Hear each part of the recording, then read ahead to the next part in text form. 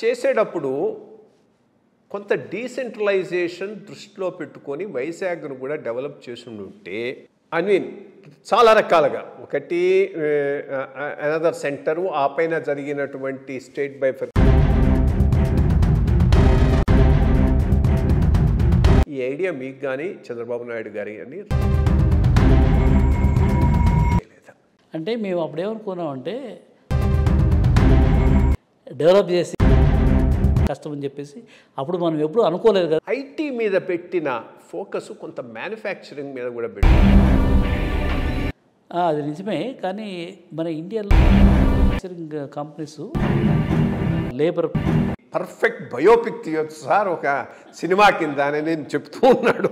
So ఎవరైనా మంచి నిర్మాత స్కోప్ ఉంది, ఇంత ఎంప్లాయ్మెంట్ జనరేషన్ క్రియేట్ అవుతుంది, ఇంత రెవెన్యూస్ వస్తాయి స్టేట్ గవర్నమెంట్కి సెంట్రల్గా నో బట్ అందుకని వాళ్ళు ఇంపార్టెన్స్ మిగతా ఇండస్ట్రీస్కి ఇచ్చేవాళ్ళేమో కానీ ఈ ఐటీ సాఫ్ట్వేర్ అందరూ చంద్రబాబు నాయుడు లాగా కూడా ఉంది. అదొకటి పెద్ద విషయం. చీఫ్ మినిస్టర్లు ఎంతమంది ఉంటారు? అది 100%. ఆ రోజుల్లో నేను ఒక సేల్స్ బ్యాగ్ వేసుకొని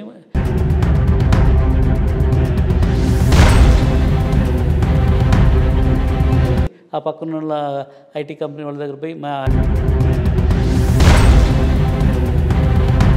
హైదరాబాద్ ఈజ్ మన భారతదేశంలోనే ఫస్ట్ ఇంక్యుబేటర్ సక్సెస్ఫుల్ ఇంక్యుబేటర్ ఏదంటే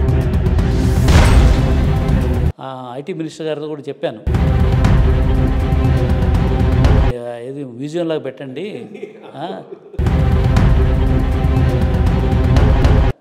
అది first successful incubator. NT Ramarao ఏం బ్రదర్ ఏం ఆయన అప్పటికే హిజ్ హెల్త్ వాజ్ సరే అప్పుడప్పుడు వచ్చి కలుస్తుండు, బాగా చేస్తున్నావు అని. నా వెనకలే చంద్రబాబు నాయుడు గారు వెనక సీట్లో కూర్చున్నాడు. నేను బయటకు వస్తుంటే చంద్రబాబు నాయుడు వచ్చారు, వచ్చి కార్డు ఇచ్చి సరే చంద్రబాబు నాయుడు గారు చీఫ్ మినిస్టర్ అవ్వగానే వితిన్ 2 వీక్స్ అండి I got a call from Randeep Sudan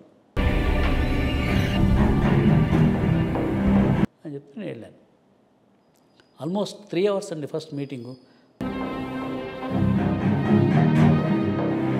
మనం చౌదరి మనం బాగానే చేస్తున్నాము, but how can we beat Bengaluru అన్నాడు. నేను నవ్వి సార్